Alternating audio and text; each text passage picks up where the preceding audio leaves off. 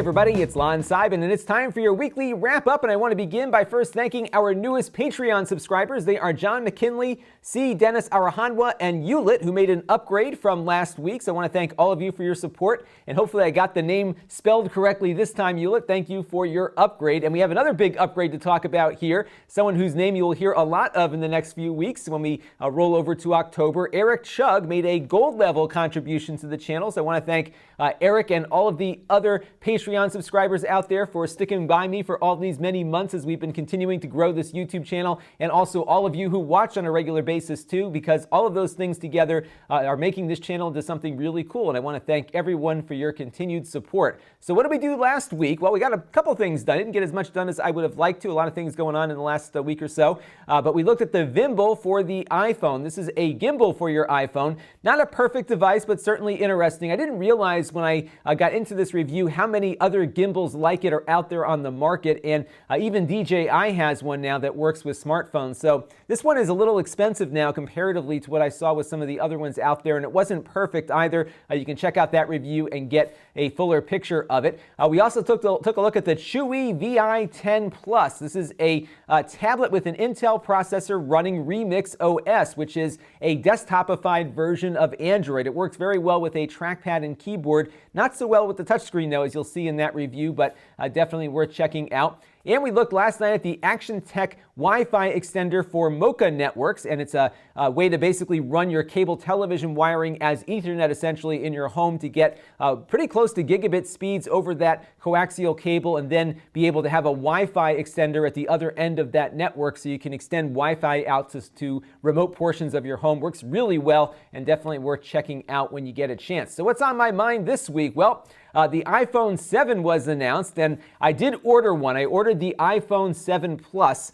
not because I really wanted one, to be honest with you, but I'm really eager to try out the camera and review it here on the channel, which is why I did place an order for one. But I'll tell you what, I am very happy with my iPhone 6S. I've had it for the last year, and I really haven't felt any urge to upgrade, and there's really nothing all that compelling in the iPhone 7 offering to really warrant jumping up to the next version. Sure, it's faster, but I don't think the apps that I'm running on my 6S even take advantage of what it can do. So I think we've hit a point in the smartphone market where we really are at a maturity point, and everyone's going to start adding on these dual cameras and all this other gimmicky stuff to try to keep us buying phones. But I think we're going to start to see a slowdown in smartphone innovation at this point, because these phones are really fast. I don't think the apps have really caught up with what these phones can do, and I'm pretty happy with what's out there now, so I don't really feel all that necessary to have a new phone in my hand, but we'll get it anyhow and take a look at it. But I can tell you for sure that if I wasn't running a YouTube channel, I probably wouldn't upgrade, which says a lot because I've upgraded my phone every year since the iPhone came out in 2007, and this is the first year I really don't feel like I need to upgrade right away, but maybe next year's iPhone 7S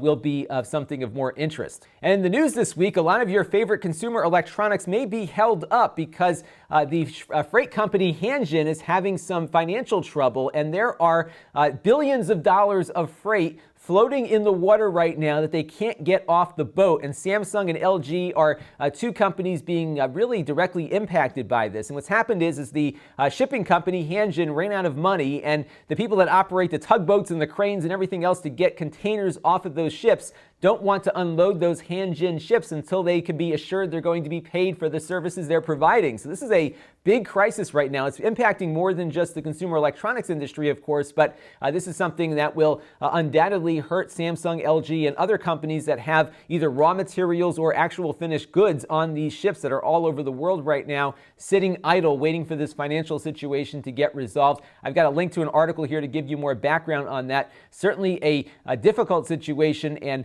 something that might impact the holiday season. We'll have to stay tuned and see what happens there. And now it's time for some Q&A. I got a bunch of great questions and comments in last week on my demonetization discussion, including some additional examples of injustices happening on the platform, especially to small creators. And I've got a great one here, unfortunately not so great for him, from UD Pride, who was out at an outdoor car festival reporting on the event, taking some videos of the different cars that were on display. It's called journalism. Maybe some folks have heard of that before in this century. see. And guess what? There was some music on a loudspeaker that his camera was picking up. The YouTube Content ID robot heard it and dinged him with a demonetization strike on the video because there was a copyrighted work that was audible somewhat in the video. So here we have a great example of someone taking an effort to go out and produce content and have that money taken away by a record company that had nothing to do with the production of that content, really loses nothing by having some of their audio in the background, yet are going to siphon money away from UD Pride here for recording something and putting his own sweat and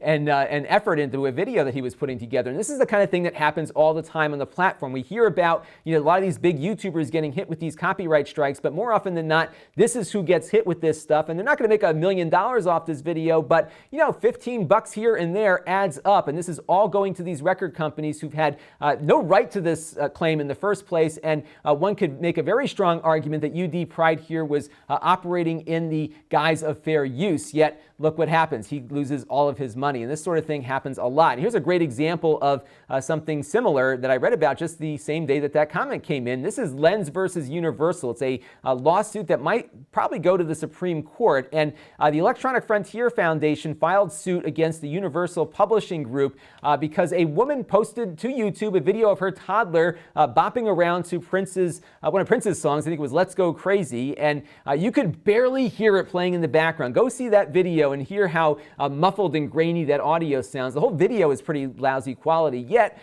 Universal Music Group took a takedown notice on this video because Prince was being played in the background, barely audible. They have no right to this, but this is the kind of stuff that goes on because this YouTube Content ID robot is so efficient at finding this stuff that this is the result of it. And again, small creators are siphoning millions of dollars away to these record companies and other rights holders under very questionable circumstances. And this lawsuit, Lenz versus Universal, is trying to force the record companies and anyone else who makes a content claim to prove that fair use wasn't in place in this video, that they have to actually rise to a threshold of saying, look, this video that we're coming after is not fair use, and therefore we have a right to have it taken down. Right now, that protection doesn't really exist. So anyone can file a DMCA takedown request on my content, irrespective of whether or not they actually have a right to do so. And that's one of the problems with it. So this case is going to get bopped around. I think it just left one of the courts of appeals here in the U.S. And so far, the argument the EFF is making is holding up, but it's going to go further, and who knows what will happen at the Supreme Court level. But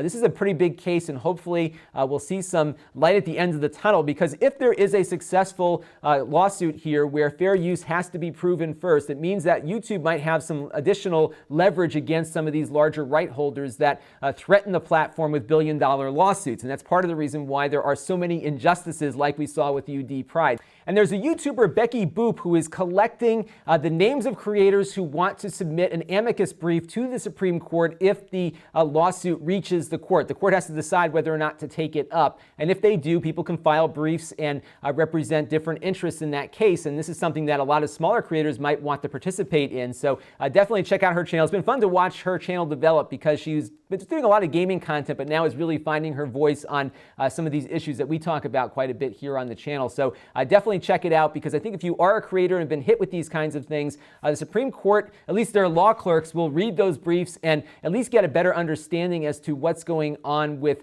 content creators out there and how many people's rights and voices are being stifled by copyright holders making these erroneous claims that they're able to siphon money away from people nonetheless. And I think it's just a horrible situation, and definitely participate in that if you wish. The one challenge we run into, and something I commented on her page about the other day, is that YouTube's terms of service still are superseding the DMCA in many cases, so it may not put an end to content ID strikes right away. But again, I think if YouTube has more leverage against some of these rights holders, we might see a little light at the end of the tunnel. So let's participate in that and keep the ball rolling. And Matlin Von Turner wrote in about some issues he's having with Final Fantasy IX video playthroughs that he's put up, and he's getting a takedown notice by Warner Chappell. Maybe that's someone who has access to the Content ID system who also did those videos and is getting automated takedowns there. He's filed an appeal to get his video remonetized, but nothing has been responded to yet. And this is part of the problem that you deal with the Content ID system, especially for timely content. So I talked a couple of weeks ago about how I was covering some space program stuff, and some of the public domain NASA footage I was using was getting claimed by news organizations. And if you have a news item and they have 30 days to respond to the complaint, that news is old news by the time it's over with. And this is what the complaint screen looks like. So I've got a dispute in progress right now against Konami on that video I talked about a couple of weeks ago. They have till September 20th to respond. Now, if they don't respond, I immediately get my video back essentially on the platform, and I can start monetizing it potentially. What I found though is in the past is occasionally YouTube just decides not to let you monetize it again just because they don't want to deal with it. And that happened on a few of my NASA videos, which is very frustrating. And this is the kind of stuff that goes on. Now, what could happen is Konami could not respond to my request. It could run out the remaining couple days here, another week that's left, and then they could just file a DMCA takedown and take the video down altogether if they want, and then I would have to sue them to get it back. And to be honest with you, even it's only got about 1,000 views on it. That's maybe $1 or $2 in revenue perhaps that I would have lost. I really can't build a lawsuit around that. It would cost me way more to sue a multinational corporation like Konami to get that video placed back. And this is really the problem, is that all of us small creators who have very small losses on these videos individually just don't have the power to go after these big companies, because we don't have losses that are all that significant, and our speech really isn't being violated here because the videos remain up. And this is the gray area that these rights holders have found themselves in, and it's a great racket if you could get it, because they're making money off of all of us. Ankush Narella on this point brings up a really good thing about the fact that maybe us creators should start exercising some of our influence that we might have with YouTube. He's talking about maybe a bargaining association, kind of like the Screen Actors Guild or other kind of labor union, or putting together some tightly affiliated group. And there's some value to that argument. The problem is that there are so many creators on YouTube that all of them would have to band together and say, you know what, we're not putting any more content up until our issues get resolved. And that's the problem, is it'd be very hard to organize this large group of creators. Because even if you got like the top 10% of YouTubers, I would argue, and I don't know this for a fact, but I think just given what we're seeing for traffic on YouTube and what I get for traffic, that those top 10, maybe in the top 100 YouTubers are probably only about 15 or 20% of their overall revenue. The rest of it is everything else. And that's going to be very hard to organize around, to get every single person in the world to just stop uploading monetizable videos to YouTube until our complaints are heard. One of the things that happens in Hollywood is that you have limited platforms. The Screen Actors Guild controls just about all the actors that appear in all the movies that you see, because there aren't so many out there, and there's not that many studios to make movies, so it's easy to create a strong bargaining unit here. It's really difficult to do that when you've got millions, billions perhaps, of independent contractors like all of us out there doing our thing on this platform. So I don't know how you really leverage the power that creators have, short of them doing everything. And I was kind of hoping this Internet Creators Guild would create that, but they've really taken kind of a wishy-washy approach to this. I mean, sure, they want to work productively to resolve issues, but even on this demonetization thing, I don't think they quite took YouTube's side, but they explained it in a way that I don't think covered the entire issue. Because when it comes to demonetization, especially in regards to the content of the content they're demonetizing, those objectionable things were monetized in the past. They just weren't making as much money, as we saw in my example from last week about someone doing explosives and firearms videos who was not seeing as much revenue as I was getting, but he was getting something. Now those folks are getting nothing, and no one's really talking about that. So the Creators Guild really isn't doing it for me yet. I talked a few weeks ago about it also. I think you really need to have some kind of Screen Actors Guild or some kind of guild that would be able to exercise some authority. But the problem again is that there's just so many creators, and they would all have to be on board to be able to leverage that much against YouTube. And right now, these big rights holders, who are very few in number but have a lot of money that can sue YouTube for a lot of money, have all the power, and unfortunately are stifling people's ability to make money off their speech. And again, the genius of all of this is that they're not taking these videos down, so you can't make the argument that your civil rights are being violated. So it's a really tough issue we're dealing with here. And speaking of evil corporations, Brad H. wrote in about a feature on Comcast that's worthy of some praise called tv.xfinity.com. And I'm going to give Comcast credit when it's due. This time it's due. Generally, they're not always that consumer focused, but this is actually something worth looking at, especially if you're trying to watch your cable subscribed channels when you're on the road. And this is a really easy way to do it. Now, in my home, I have no Comcast equipment, but I do have a Comcast subscription. So I have a basic digital package plus HBO and my internet, and I don't use their Xfinity X1 operating system or anything else like that. But I can go to tv.xfinity.com on my laptop here and get access to some on-demand content. If it's in your subscription plan on a network that you have as part of that plan, you can watch that stuff there. But I can can also go over to my TV listings here and actually get a full channel guide. And if I scroll down maybe to my HD networks here, let's go over to my CBS affiliate, for example, I can tune live television whether I'm here in the house or away, and it worked very well. I streamed from my office the other day and things worked out really nicely. So I can click on watch here and pull up whatever is going on CBS right now, and we're going to put it in my laptop window here as to not get a copyright issue. And here we go. We've got a commercial running right now, but it seems to be working very well. I was very impressed with how good the video quality was remotely. Looks really nice when you're in your home also. So really good stuff. Like a lot of things that I've talked about in regards to video playback performance, it works better on the Edge browser on Windows than it does in Chrome. So you probably want to run it with Edge, but it seems to be working great here. Good frame rate, really good quality, both home and away, and worth talking about. And unfortunately, giving some praise to Comcast too, because it's nice they're offering this for no additional charge at the moment at any rate, and it works pretty nicely.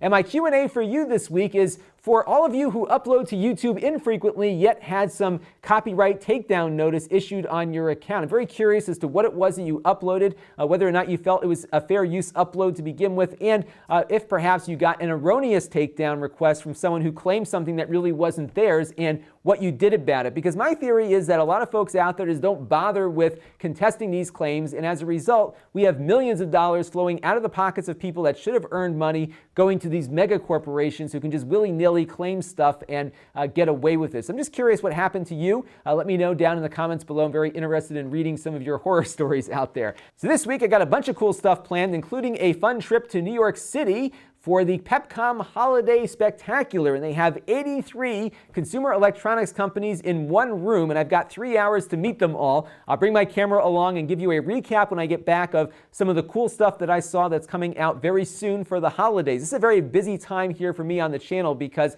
I'm trying to get as many things reviewed as possible so that when people are out doing research for their holiday gifts, they come to me, and this is actually my biggest time of year for producing content, so I can get everything up there and ready for the big holiday shopping season. So I'm looking forward to that event. It's always a great time, and hopefully you'll see a lot of cool stuff from there when I get back. I also have a review already shot of the Lenovo, this is their IdeaPad Y900-17SK, I believe, one of their brand new gaming laptops. It's very expensive and very big. It's $2,600, and this is the low-end model with the GTX 980M GPU, but it is an impressive machine nonetheless, and you'll see that review coming up probably the next day or two. I've got a bunch of gameplay footage I have to edit into the video, so it wasn't as quick to produce this one as it is usually for my videos, but I hope to get that one up next. I also have a review of a CalDigit Tough Drive. This is an external hard drive that's ruggedized and somewhat waterproof, so we'll take a look at that one too. It's got a USB 3.1 slot, and hopefully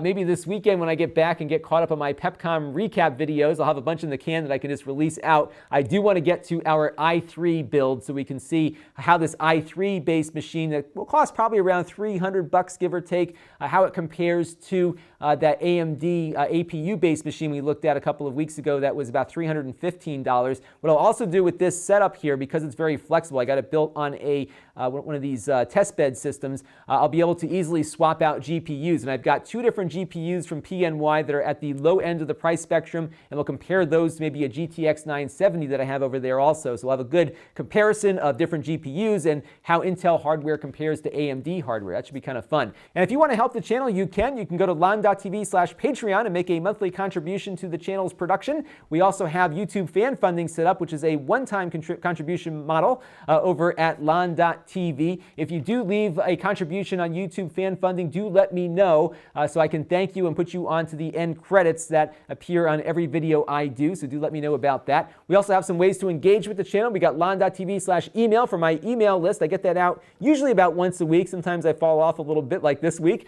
Lon.TV/Facebook for my Facebook page where I post a lot of stuff during the week that you might miss. Lon.TV/Reddit for the Reddit page. I do lurk in there from time to time. And we have my store where I sell previously reviewed items that I've purchased, reviewed, and now am ready to part with. And I have to restock the inventory shortly, but if you're on my email list, I'll let you know when those restocks occur. I also have my extras channel, which I'll probably add to this slide for next week. That's a channel where I upload snippets from the weekly wrap-up as well as as extended content from some of the reviews that I did. So gameplay footage from that Lenovo laptop, for example, will be sent up there in 1080p 60 quality, so you can see longer duration of footage. That's the kind of stuff I put on Lon.TV/extras, so definitely check that out when you get a chance. That'll do it for this week's weekly wrap-up. I want to thank you all for watching once again. Please do keep those questions and comments coming down below in the comment stream, and stay tuned for a lot of cool stuff coming up this week. This is Lon.TV. Thanks for watching. This channel is brought to you by my Patreon supporters. If you want to help the channel, you can by contributing as little as $1 a month.